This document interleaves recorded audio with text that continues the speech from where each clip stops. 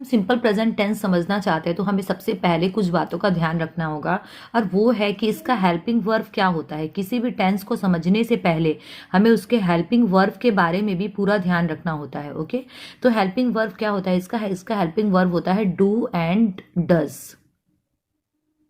और कितने सारे सेंटेंसेस ऐसे होते हैं जहां पर हम डू डज नहीं लगाते हैं, सिर्फ जो वर्ब होता है वर्ब के साथ एस या ई एस लगा देते हैं। तो एक बात और है कि हम एस कहाँ लगाएंगे और ई एस कहाँ लगाएंगे। तो देखिए, जो भी हमें अगर सिंगुलर नंबर मिलेगा, सिंगुलर अगर रहा हमारा सब्जेक्ट, तब हम वहां पर एस या ई एस लगाएंगे।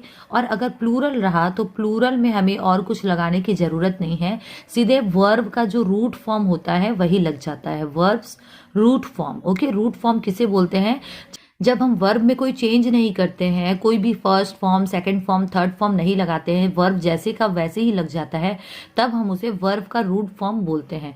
तो अब हम इसको सेंटेंसेस के हेल्प से भी समझते हैं। एक बात मैं और आपको बता दूं, ये जो सिंपल प्रेजेंट टेंस है ये हमें दो तीन चीजों के बारे में एग्जैक्टली बताता है। पहली चीज ये क्या बताता है? पहली चीज ये बताता है हमें about the universal facts. Universal facts क्या होते हैं? यूनिवर्सल फैक्ट्स मीन्स जो बात इस पूरे वर्ल्ड में लागू होती है, पूरे वर्ल्ड में एप्लीकेबल होती है। जैसे the sun rises in the east. अब जो सन है वो तो हर जगह वर्ल्ड में आप कहीं भी चले जाइए वो ईस्ट से ही राइज होता है। और otherwise 2+2 makes 4। So 2+2 is also universal truth, because आप कहीं भी जाइए, किसी भी लॉजिक से सॉल्व करने की कोशिश करिए, 2+2 तो 4 ही होते हैं। तो ये जो सिंपल प्रेजेंट टेंस है हम यूनिवर्सल फैक्ट्स के बारे में बताता है। सेकंड, ये हमें बताता है डेली हैबिट्स के बारे में। ओके, ये हमें क्या बताता है? डेली हैबिट्स के बारे में। जैसे मैंने कहा that I walk every morning up to the garden. मैं गार्डन तक रोज सुबह वॉकिंग करती हूँ। तो ये जो है डेली हैबिट्स के बारे में बता रहा है। तो सिंपल प्रेजेंट टेंस हमें ये सब चीजों के बारे में बताता है। और जब हम उसका निगेटिव बनाना चाहते हैं तब हमें डू डज का जरूरत पड़ता है। और डू डज जहां पर नहीं रहता है वहां पर हम वर्ब के साथ एस ई एस जोड़ते हैं। सिंगुलर होगा तो हम एस ई एस लगाएंगे, प्लूरल होगा तो हम वर्ब का रूट फॉर्म लगाएंगे। तो देखिए, अब हमारे सामने कुछ एग्जाम्पल्स है जिनको कि अब हम इस रूल्स के साथ अप्लाई करके समझेंगे। ओके, तो यहाँ पर देखिए फर्स्ट सेंटेंस क्या है? My father goes to gym every day. तो यहाँ पर आप देखो ये जो गोज है, ओके, गोज में क्या लगा हुआ है? ई एस लगा हुआ है। क्यों लगा हुआ है? बिकॉज फादर क्या है, यहाँ पर एक सिंगुलर सब्जेक्ट है, इसीलिए हमने यहाँ पर क्या लगा दिया? गोज लगा दिया। ओके, तो ये जो हमारा जो रूल था ऊपर हमने समझा था कि एस एस किसके साथ लगाते हैं? हम सिंगुलर के साथ लगाते हैं। तो वो यहाँ पर समझ में आ रहा है आपको? My father goes to gym every day. मेरे फादर रोज जिम जाते हैं। अब आप यहाँ पर देखिए ये हमें क्या बता रहा है? ये सेंटेंस हमें बता रहा है डेली हैबिट्स के बारे में। सेकंड एग्जाम्पल देखिए, सी लव्स टू प्ले बास्केटबॉल। उसको बास्केटबॉल खेलना बहुत पसंद है। यहाँ पर हमने सी के साथ क्या लगाया है? लव के साथ लगा दिया एस। यहाँ पर जो एस लगा है वर्ब के साथ, क्यों लगा है? बिकॉज ये क्या है? शी जो है सिंगुलर। सी हम किसके लिए यूज करते हैं? किसी भी वुमेन के लिए या फिर गर्ल के लिए। तो यहाँ पे एक की बात हो रही है ना, उसे बास्केटबॉल खेलना पसंद है, इसीलिए हमने यहाँ पर क्या लगाया? लव्स लगाया। ठीक है, और उसके बाद देखिए she thinks he is very handsome. उसे लगता है कि वो पर्सन बहुत ज़्यादा हैंडसम है।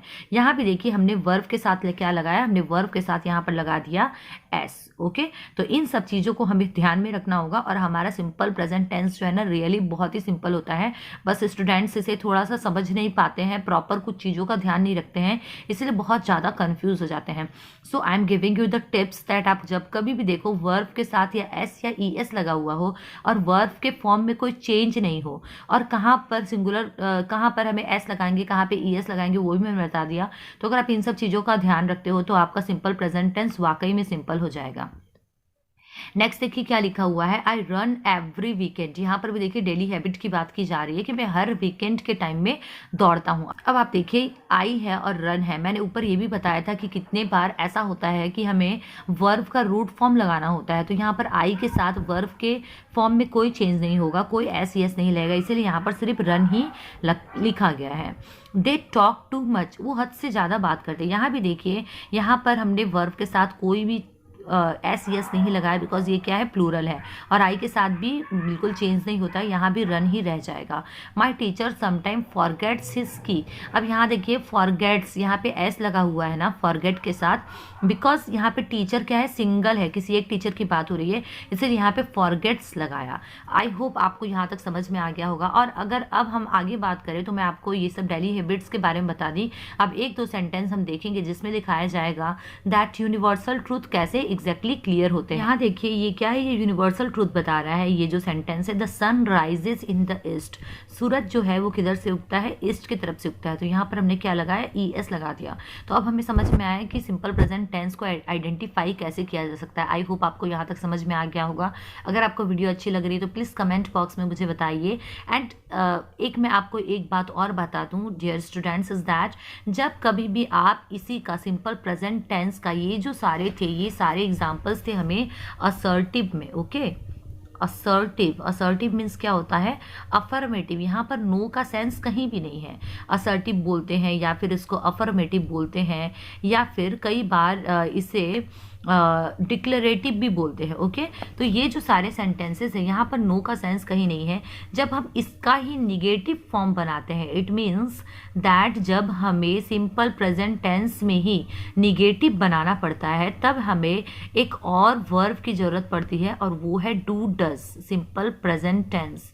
आप एक बात और क्लियर कर लीजिए, जब हम सिंपल प्रेजेंट टेंस में ही निगेटिव बनाते हैं, ओके, तब हमें ज़रूरत पड़ जाती है डू नॉट की एंड, तब हमें ज़रूरत पड़ती है डू नॉट की एंड डज नॉट की, okay. Do not and does not. तो अब मैं आपको एक सिंपल सा बात बताती हूँ। यहाँ देखिए, जैसे मैंने यहाँ पे लिखा my father goes to gym every day.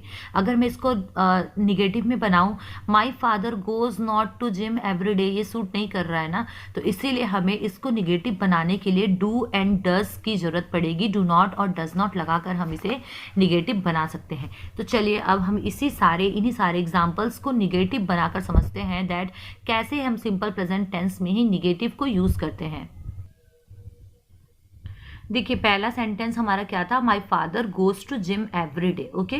तो जब इसी को मैं निगेटिव बनाऊंगी तब मुझे डू नॉट और डज नॉट की जरूरत पड़ेगी। मैंने यहाँ पर क्या बनाया, my father does not go to gym every day. अब आपने एक चीज़ नोटिस की होगी कि मैंने यहाँ पर गोज था तो मैंने उसको गो कर दिया, और यहाँ पर डज नहीं था तो मैंने यहाँ पर डज नॉट लगा दिया, तभी तो ये निगेटिव बना। तो हमें ध्यान क्या रखना है कि जब कभी भी हम अफर्मेटिव से निगेटिव बनाते हैं, तो अगर सिंगुलर है, यहाँ पर फादर क्या है, सिंगुलर फॉर्म है, तो हम लोग यहाँ पर डज नॉट लगाएंगे, अदरवाइज डू नॉट लगाते, ओके।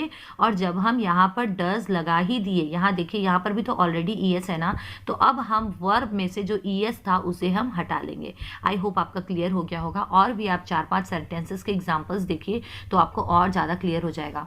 अब यहाँ देखिए ऊपर में क्या है, ये वाला sentence, she loves to play basketball, उसे बास्केटबॉल खेलना बहुत पसंद है। तो अगर मैं इसको डू नॉट या डज नॉट के हेल्प के बिना बनाऊं तो देखिए ये सेंटेंस कैसे बनेगा, she loves not to play basketball. ये प्रॉपर नहीं बन रहा है ना, इसीलिए हमें do not and does not की जरूरत पड़ती है। तो देखिए इसको जब हम निगेटिव बनाते तब हम क्या करेंगे, she does not love to play basketball. Again हमने वही काम किया, यहाँ जो लव्स था यहाँ से एस हटाकर हम यहाँ पर ले आए, डज नॉट कर दिए उसको, और यहाँ पर जो एस लगा हुआ था उसे हटा दिए, तब ये प्रॉपर सेंटेंस बन गया, she does not love to play basketball. देखिए अभी तक तो हमने डज नॉट यूज़ करके बनाया था। अब हम एक सेंटेंस ऐसा देखेंगे जिसमें कि हम डू नॉट यूज़ करके बना सके। तो देखिए यहाँ पर एक एग्जांपल है, दे टॉक टू मच। यहाँ पर दे क्या है, यहाँ पे ये प्लूरल है, तो अब हम कैसे लिख सकते हैं, इसको निगेटिव बनाएंगे तब हम क्या करेंगे, यहाँ पर हम लिखेंगे they do not talk too much, okay. यहाँ पर हमने क्या किया, they do not talk too much. यहाँ पर हमने डू क्यों लगाया, बिकॉज ये तो प्लूरल है, जब प्लूरल होगा सब्जेक्ट हमारा तब हम डू नॉट लगाएंगे, और उसके बाद हम वर्ब में कोई चेंज नहीं करेंगे, ये आपको ध्यान में रखना है। और ऑलवेज यहाँ पर फुल स्टॉप आ जाएगा। तो ये हमने कुछ सेंटेंसेस देखे जिसमें कि हमने देखा असर्टिव कैसे बनाते हैं सिंपल प्रेजेंट टेंस में, और सिंपल प्रेजेंट टेंस में ही जब हम निगेटिव बनाते हैं तब उसमें क्या चेंज लाते हैं। एंड आफ्टर दैट अब हम समझेंगे दैट इंट्रोगेटिव कैसे बनाते हैं, ओके। जब हम सिंपल प्रेजेंट टेंस समझ रहे हैं तो हम इस वीडियो में ही सब कुछ कवर करने की कोशिश करेंगे। एंड अब हम देखते हैं कि जब सिंपल प्रेजेंट टेंस का ही जब हम इंट्रोगेटिव बनाते हैं तब हम उसमें क्या चेंजेस लेके आते हैं। अगर आपको वीडियो अच्छी लग रही है then please hit the bell icon button, channel को सब्सक्राइब करिए and please do like my video also because एक लाइक तो बनता ही है। ओके देखिए, अब हमें इंट्रोगेटिव बनाते हैं। इंट्रोगेटिव किसी भी टेंस में जब हम बनाते हैं तो कुछ रूल्स होते हैं जो हमें ध्यान में रखना होता है। वो रूल्स क्या है, सबसे पहले हम जब भी देख रहे थे तो सब्जेक्ट पहले आ रहा था। Okay, the sun, my teacher, ये सब क्या था, सब्जेक्ट पहले था, असर्टिव हो या निगेटिव। लेकिन जब हम इंट्रोगेटिव बनाते हैं तो हमें सबसे पहले हेल्पिंग वर्ब लेके आना होता है। ओके, हेल्पिंग वर्ब हम सबसे पहले लेके आते हैं। आफ्टर दैट यहाँ पर आ जाता है subject and after that other words आ जाते हैं। ओके, तो आप ये सब चीज़ों को ध्यान में रखिए, एक एक चीज़ के बारे में सोचिए एंड उसके बाद बनाइए, पैटर्न को फॉलो करिए। I am damn sure that आपका गलत बिल्कुल भी नहीं होगा और इस वीडियो में आपका प्रेजेंट टेंस से रिलेटेड जितना भी प्रॉब्लम है सब सॉर्ट आउट हो जाएगा। ओके, तो यहाँ पर देखिए, अब अगर मैं इसका ही ये जो सेंटेंस है they do not talk too much, इसका अगर मैं इंट्रोगेटिव बनाऊं तो मुझे यहाँ पर देखना पड़ेगा कि सबसे पहले हेल्पिंग वर्ब कौन सा है। हेल्पिंग वर्ब क्या है यहाँ पे, डू। ओके, उसके बाद क्या आ जाएगा, सब्जेक्ट। सब्जेक्ट क्या है यहाँ पे, दे। उसके बाद जो अदर वर्ड्स है वो हम जैसे का तैसे लगा देंगे। तो यहाँ पर देखिए सबसे पहले क्या आ जाएगा, डू दे टॉक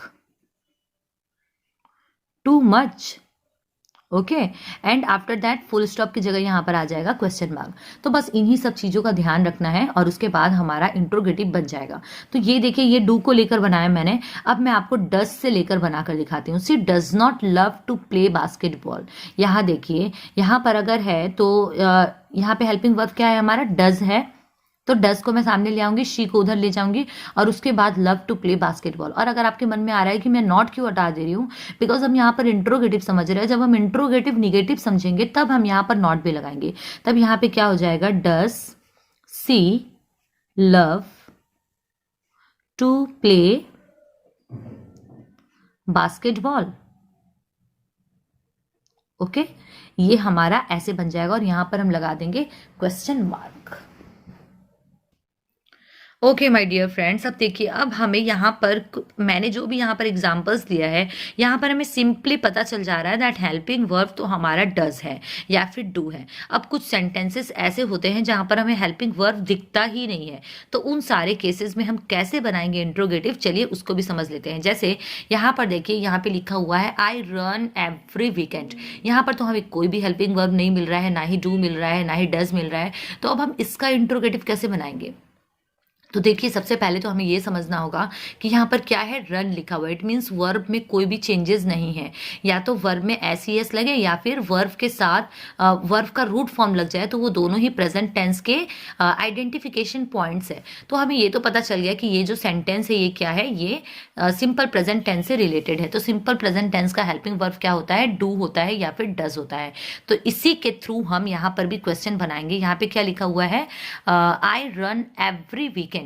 तो देखिए, जब इसका हम निगेटिव बनाएंगे तब हम यहाँ पे लिखेंगे do I run every day. Okay, और यहाँ पर मैंने क्वेश्चन मार्क दे दिया। तो देखिए, अब एक क्वेश्चन हमारे माइंड में ये भी आता है कि अभी तो हमने देखा था दैट सिंगुलर के साथ डज लगता है एंड प्लूरल के साथ डू लगता है। यहाँ पे दे के साथ डू लगा हुआ है, लेकिन जब कभी हम क्वेश्चन करते हैं तो ऑलवेज हम डू जब रहता है तब, आई जब रहता है तब हम डू का ही यूज करते हैं।